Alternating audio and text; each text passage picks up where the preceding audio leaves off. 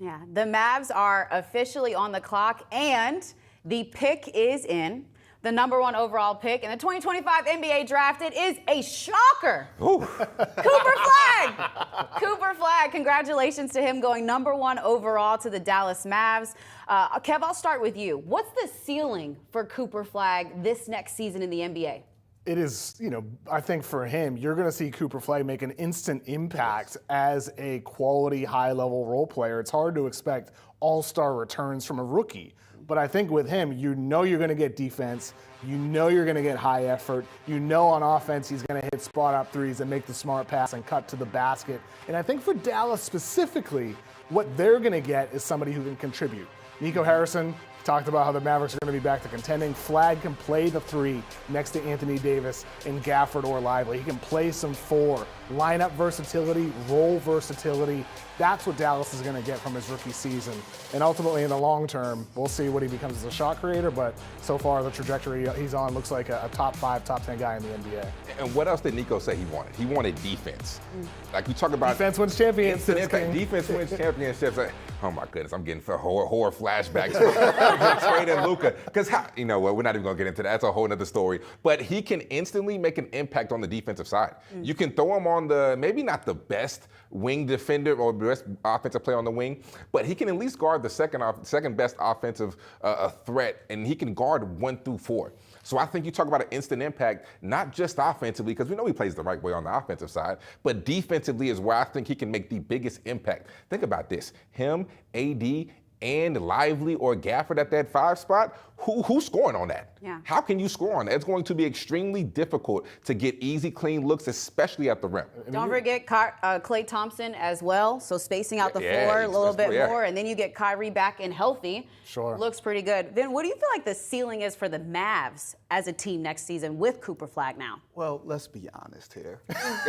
Please. I feel like I have to present a little cold water here. Sorry about that, guys. Let's do it. How healthy will they be? Anthony Davis is how old? Right? Yeah. His best years are behind him. You're not going to get a better version of that player. Klay Thompson, old. Kyrie Irving coming off of an injury. If you're telling me that all are healthy, if you're telling me that Derek Lively is improving and being back to the player that we saw his rookie year when they advanced to the NBA Finals, then we got a conversation.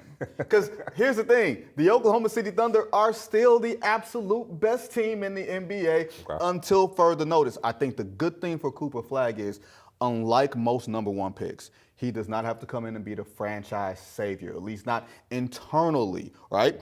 Remember, once again, in the crates, Tim Duncan, when he came to the San Antonio Spurs in '97, they had David Robinson there. He was able to grow organically as a rookie. Now, granted, one of the greatest rookies we've ever seen, but he wasn't put in a position where he had to carry a downtrodden franchise and every mistake was going to be magnified. He's going to be in a position to succeed in Dallas. I think, to your point, there's a lot of ifs. Yes. A lot of ifs. Yeah. If Kyrie Irving comes back and he recovers immediately from the torn If ISIS picks better dudes for the dating life.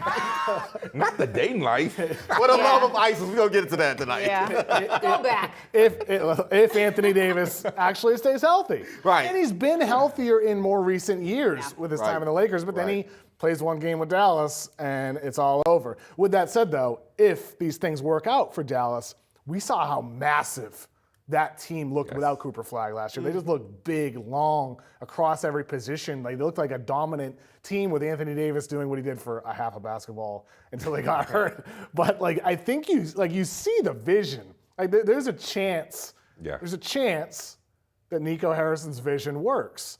I wouldn't bet on it. I think trading Luka was foolish for the return that they got. Foolish. But ultimately, that's a kind word.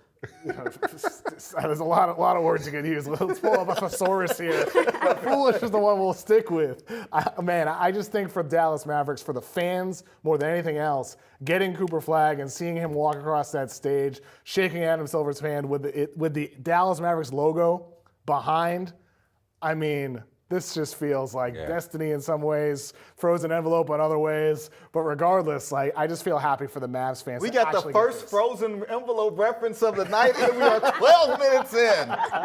Hey, Ice, he has one more time to take us back to the 90s. Yeah. Before I start calling him Unc along with Thank you. See, I knew you was gonna have my back today. I could feel it. I referenced Tim Duncan. Have you not seen this movie? In 97, and then you went to 96 earlier. I was born in 96. I was 1 year old. Don't say that, because you look older than me. Yeah. King, I got a question for you. No way. While you're recovering from Unk over here, who's already on one. Man. Already, goodness. Could you see this team possibly moving Anthony Davis? Would it make sense because he's a little bit older to get other talent in that you can build and grow with? No, I don't see that. You know what? I actually went into this kind of sort of scared. With the way Nico moves, I was kind of sort of scared that he might move this #1 pick and get off of it and try to get something in return.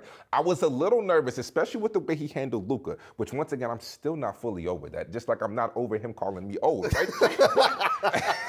I really thought that he might get off that #1 pick. I'm glad he did not, but I don't see a world where you move off of Anthony Davis, because I do like that combination of Cooper Flagg and Anthony Davis together, especially what you can do defensively and what you can be, the versatility that you show.